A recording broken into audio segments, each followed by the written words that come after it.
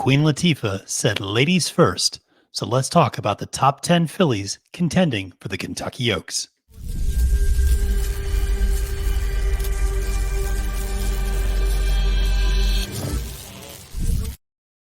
Salutations and welcome, friends. I'm your host to this Kentucky Oaks Countdown. My name is Matthew DeSantis, and you can find me on Twitter at the handle at Failed to Menace.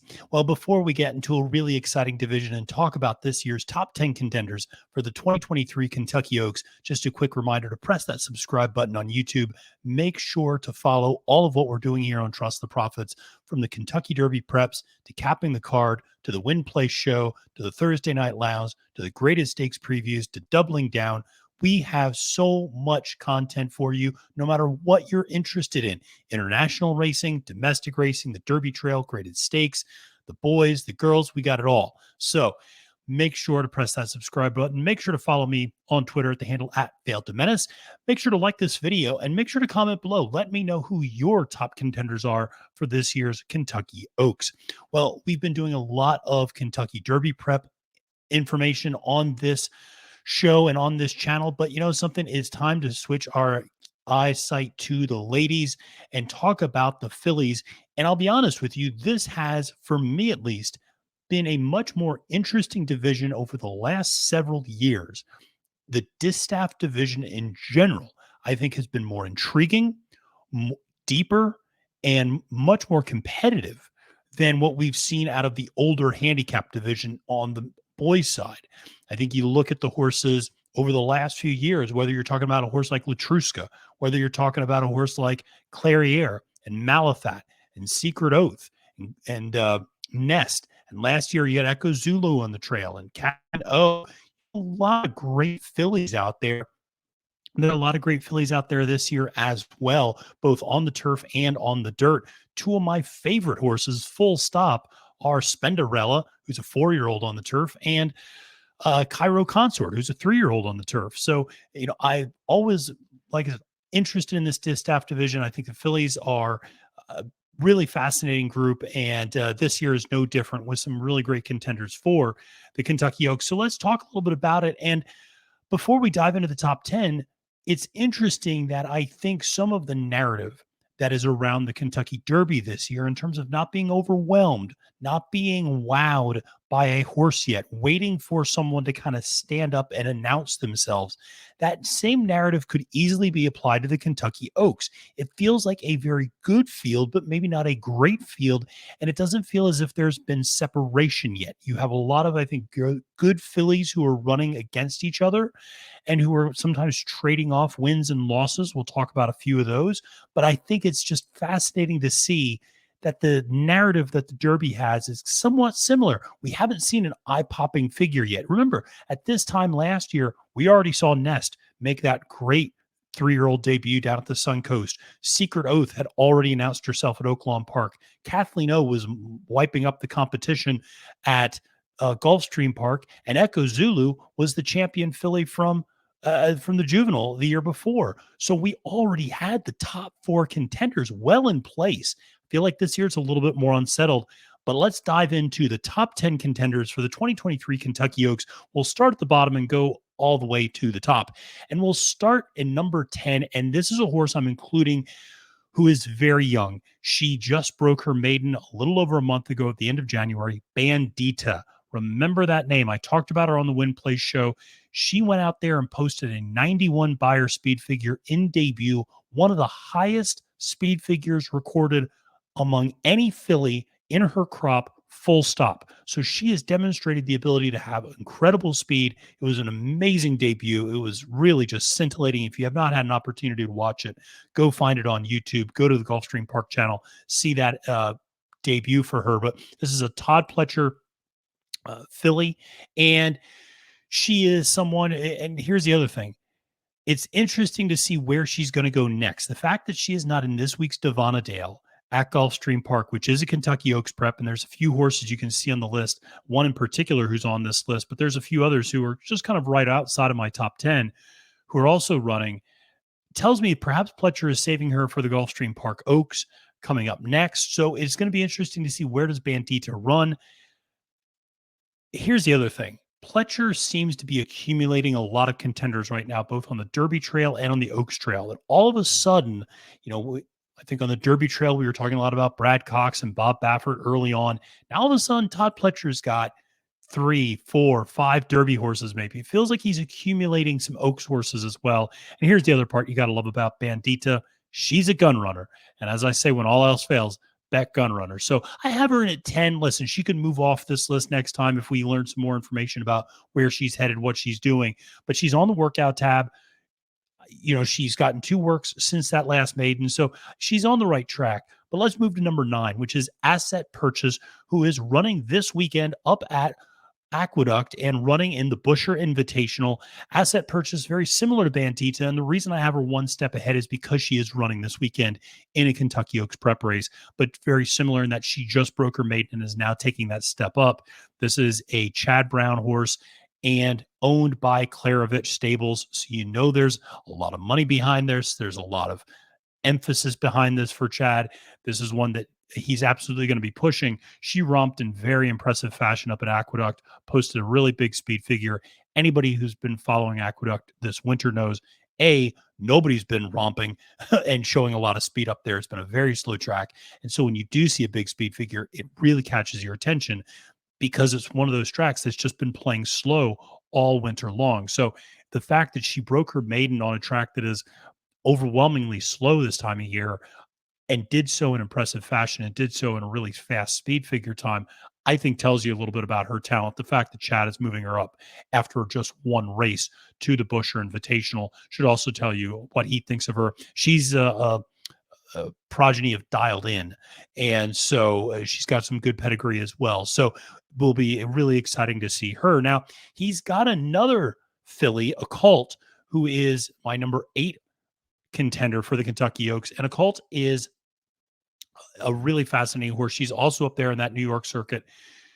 And she won the Busanda. Now, the Busanda, to me, I always give a lot of credit to horses that win the Busanda because it's 9 furlongs before a lot of these fillies are running 9 furlongs. It's one thing I always give credit for in that New York circuit. They run long, a little bit longer and a little bit earlier than some of these other areas. I mean, for instance, you're just seeing the boys down in the Fountain of Youth this weekend still running a mile and a 16th. So the fact that Occult has demonstrated the ability to run that 9 furlong distance, win easily, I think you have to take her seriously. The fact she's skipping the Busher, going to the Gazelle, also probably tells you all you need to know, which is that Chad Brown thinks he's got a really good one. No sense running her too much, wearing her out, get her ready for that one final prep before the Oaks, and then go there. So that's where you're going to see. And you'll notice that I also have the amount of points these horses have accumulated to this point on the Kentucky Oaks Trail. Occult, by winning that Busanda, has 20 points, but she is spotting herself a little bit to the rest of the field. So again, the fact that Brown is kind of going all in on running her in the Gazelle, again, I think tells you what he thinks of her. Well, let's move to number 7, which is Hoosier Filly, an Into Mischief filly. And by the way, there's a lot of Into Mischief fillies on this list. Occult is an Into Mischief filly, and we got a few more coming up ahead of us.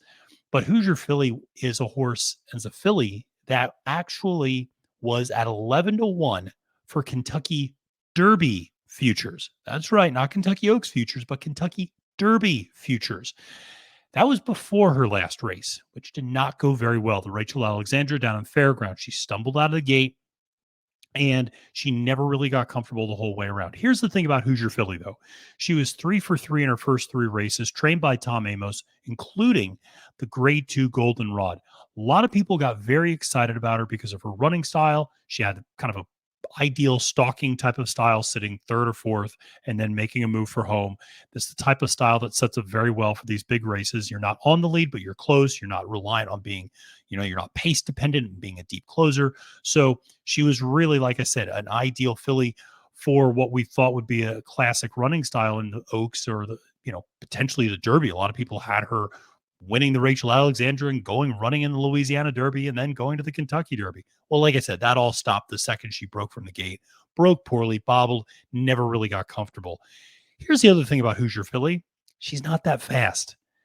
I know her supporters don't like to hear that, but she's just not that fast. I mean, when you look at those speed figures, they just are nowhere close to where some of these other horses are. she still hasn't run anything close to what Bandita ran on debut, for instance, or asset purchase. So she's not wowed you with speed. She's done very well to this point. But the other thing that I think is noteworthy is something went wrong last time. Like I said, she bobbled at the start. She couldn't really overcome that. She just didn't look comfortable the whole time. The closest comparison I could make is if you remember over the summer, Warlike Goddess got into a lot of trouble in a turf race. And this is when we all thought Warlike Goddess would just roll. And Joel Rosario had her on the inside and kind of mid pack, and she just never looked comfortable. And she ended up losing that race. And it was kind of the same way with Hoosier Philly, which is she just looked uncomfortable the entire way around the track. And then when she turned for home and finally got in the clear, she just didn't have anything. So a little bit back to the drawing board for her. She will be running again in the Fairground Oaks, but she'll be staying with the girls now. And I think those Kentucky Derby futures are a thing of the past. Well, let's move up to number 6 on my list, and a filly who really impressed me last time out, and that is Red Carpet Ready for trainer Rusty Arnold. And this is an Oscar performance filly. And what you have to know is that Rusty Arnold going in to the Forward Gal, which is the race that Red Carpet Ready won, he was 0 for 47 coming off a layoff of 2 to 6 months for horses. That is less than ideal, my friends. And Red Carpet Ready blew that over out of the water and busted up that slump. And so you always got to love a horse that, like I'm saying, not saying overcame the trainer, because Rusty Arnold is a very, very good trainer, but to say that, one that helped you get off the schneid. She is, I think, a very impressive filly. She's running this weekend at the Devonna Dale at a one-turn mile. But this is a filly that is 3 for 3. She has won her first 3 races by a combined 16 lengths. And here's what I also love about her. First time out, maiden special weight at Churchill Downs, runs a 68. Second time out, going 6.5 furlongs, runs a 78 Beyer speed figure. Then steps up, goes 7 furlongs, runs an 87 Beyer speed figure. She just keeps getting faster the more she keeps getting stretched out. She's run on fast dry tracks. She's won on sloppy sealed tracks. Those are good signs for me because she's so versatile. She's handled different surfaces. She's handled different tracks. She's continuing to step up in distance at this 1-turn mile. We'll see if she can handle 2 turns. But to this point, very, very impressive filly. And she's going to have her hands full in that Devonna Dale because she's got Lynx. She's got Atomically. She's got a few other horses that I think are very legitimate threats to her in that race. So it will be interesting to see what happens this weekend. Well, let's move into our top 5 and let's go to the Alley's Look. Brad Cox horse, and not surprising, Brad Cox, a top trainer. He's got top Derby horses. He's got top Oaks horses as well. And the Alley's Look is a Connect filly. And here's the interesting part. She lost to Pretty Mischievous, who's number 4, and we're going to talk about her in a second, 2 out ago at the Untappable. Then she comes back, wins the Silver Bullet Day, and beats her favored stablemate Chop Chop in the process. Really liked that effort in the Silver Bullet Day. Really looked Chop Chop in the eye and said, you're not getting by me, and ended up putting Chop Chop away in that race. I thought a very impressive effort, very professional effort. And here's the other thing, that loss in the Untappable of Pretty Mischievous, that was the first time she was ever facing winners. She had just broken her maiden the race before, then runs the Untappable, finishes second in that race, and then comes back to win the Silver Bullet Day. So I like her a lot. She's kind of a horse I'm pretty high on. I might be personally maybe a little higher on her than some others. I might even be a little bit higher on this list. I think she's got really great upside, and I'm excited to see what she does in this Fairground Oaks. But let's talk about Pretty Mischievous, who was the beneficiary, perhaps some might say, of Hoosier Philly stumbling, but Pretty Mischievous is legitimate in her own right. She tracked down Miracle, who was the front runner in that race, beat Hoosier Philly in that, Rachel Alexandra, and she's run competitively in every single race. I think is a very good sign that she can look a horse down in the stretch like Miracle and get by her. And to see a horse be able to get by another horse, not run with horses, but run past them, know where the wire is, very impressive to me. She's also an Into Mischief filly. Like I said, there's a lot of those on this list, but she's one for Brendan Walsh. Very excited to see what she can do. And she, much like Hoosier Philly, has that kind of ideal running style of not needing the lead, but sitting close, not being pace dependent and being a closer though at the same time. So have some versatility, sitting stalking, sitting mid pack, definitely like pretty mischievous, and showed a lot of talent and a lot of ability and progression there. And now stacking up wins after the Untappable and now the Rachel Alexandra. Well, let's move into our top three and a filly that might not need any introduction. Julia Shining, who is, of course, the full sister to Malathat. That is right. Dreaming of Julia and Curlin got together again and produced Julia Shining. Malathat, of course, the great distaff champion, watched her win that distaff this year. And you talk about a horse that has a nose for the wire. That was an incredible effort there between Blue Stripe and Clariere and Malathat that day at Keeneland.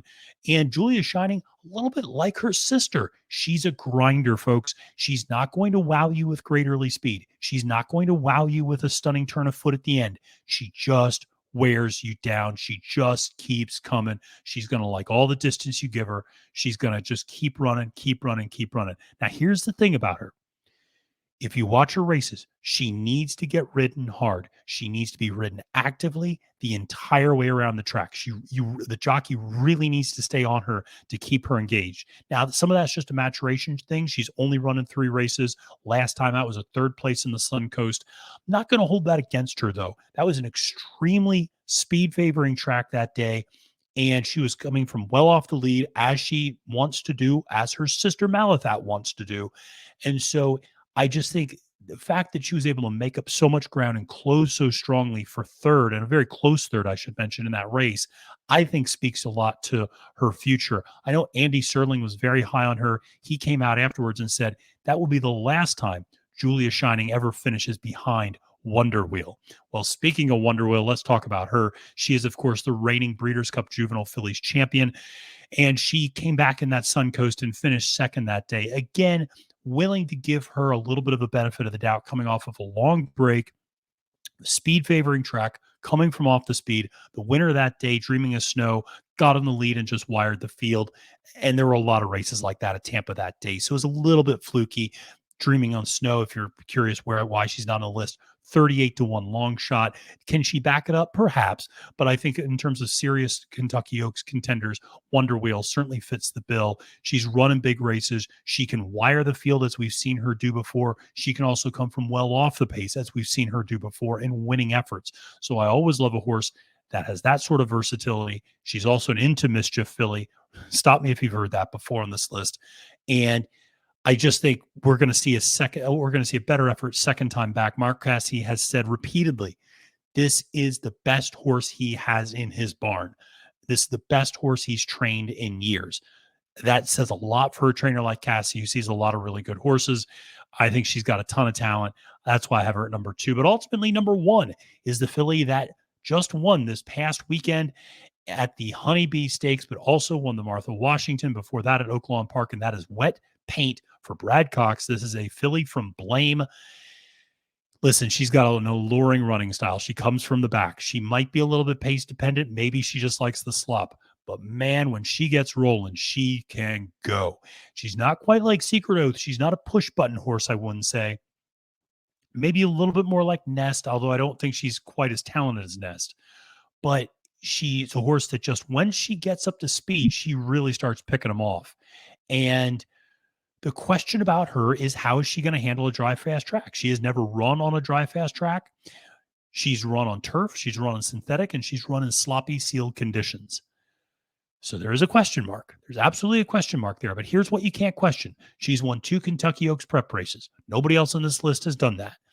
That says something. She's won a 20.1 and a 50.1. She came from off the pace in both of them. She had her work cut out for her in both of them, and she managed to do it both times. The last time out was a big field in the Honeybee. She was 10 lengths back coming out of the far turn, and she ran them all down in the home stretch and won by open lengths. She's extremely impressive. Big fan of her. I think she's super talented. That's why she's my number 1 contender for this year's Kentucky Oaks. All right, folks. Well, that'll do it for this episode of the Trust the Profits Kentucky Oaks Contenders preview. Like I said, make sure to press that subscribe button. Make sure to follow me on Twitter at the handle @Failed to Menace. Until next time, friends, my name is Matthew DeSantis, wishing you a great and prosperous day at the races and reminding you that it's now post time.